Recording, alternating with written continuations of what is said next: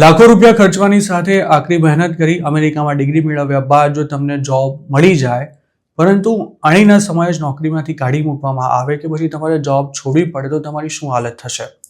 યુએસમાં રહેતા ઘણા ઇન્ડિયન્સ સાથે હાલ કંઈક આવું જ થઈ રહ્યું છે અને અમેરિકન કંપનીઓ દ્વારા કરાતા આ પ્રકારના વિશ્વાસઘાતનો ભોગ બનેલા એક સ્ટુડન્ટે સોશિયલ મીડિયા પર પોતાની વ્યથા ઠાલવી છે.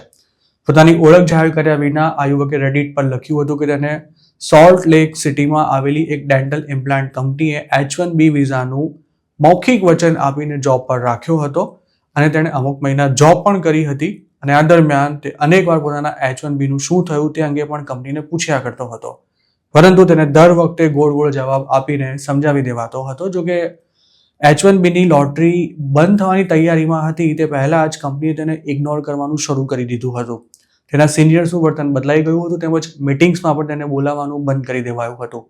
આખરે H1B ની લોટરીની છેલ્લી તારીખના એક દિવસ પહેલા આ યુવકના મેનેજરે તેને એવું કહી દીધું હતું કે કંપનીએ તેને સ્પોન્સર ન કરવાનું નક્કી કર્યું છે.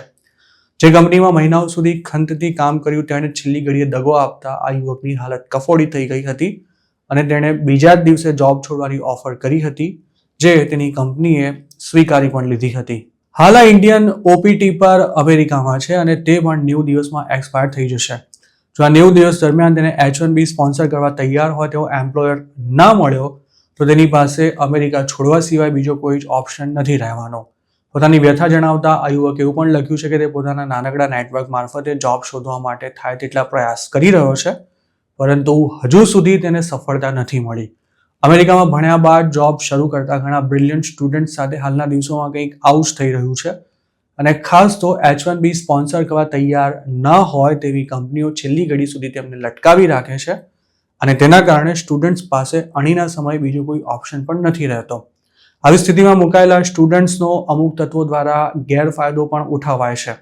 આવા લોકો સ્ટુડન્ટ્સને ક્યાંક નોકરી તો અપાવી દે છે, પરંતુ H1B સ્પોન્સર કરવાના ખર્ચા સાથે તેમની પાસેથી દર મહિને મળતી સેલરીમાંથી પણ અમુક કટ લેવામાં આવે છે, જેથી મહેનત કરીને અડધા થઈ જતા યંગસ્ટર્સના હાથમાં એન્ડ ઓફ ધ મંથ સાવ મામૂલી રકમ આવતી હોય છે.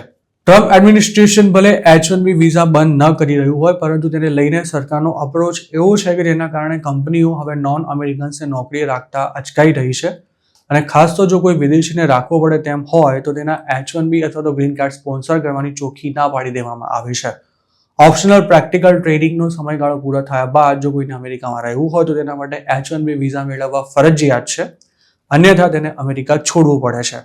રિપબ્લિકન પાર્ટી દ્વારા ઓપ્શનલ પ્રેક્ટિકલ ટ્રેનિંગ એટલે કે OPT સમાપ્ત કરવા માટે એક બિલ પણ રજૂ કરવામાં આવ્યું છે. OPT દ્વારા ફોરેન સ્ટુડન્ટ્સ ગ્રેજ્યુએટ થયા બાદ 1 વર્ષ સુધી યુએસમાં વર્ક એક્સપિરિયન્સ મેળવી શકે છે. આ દરમિયાન મોટાભાગના સ્ટુડન્ટ્સ H1B માટે પણ પ્રયાસો શરૂ કરી દેતા હોય છે. આ પ્રોગ્રામના સૌથી મોટા બેનિફિશિયરીઝ ઇન્ડિયન્સ છે અને જો આ પ્રોગ્રામ સમાપ્ત થઈ ગયો તો લાખો ઇન્ડિયન્સે અમેરિકામાં અભ્યાસ પૂરો થતાં જ ઘર ભેગા થવું પડશે. જેથી હાલમાં US જવાનું પ્લાનિંગ કરી રહેલા ઇન્ડિયન સ્ટુડન્ટ્સને તમામ પ્રકારની માનસિક તૈયારીઓ સાથે જ અમેરિકા જવાની સલાહ પણ આપવામાં આવી રહી છે.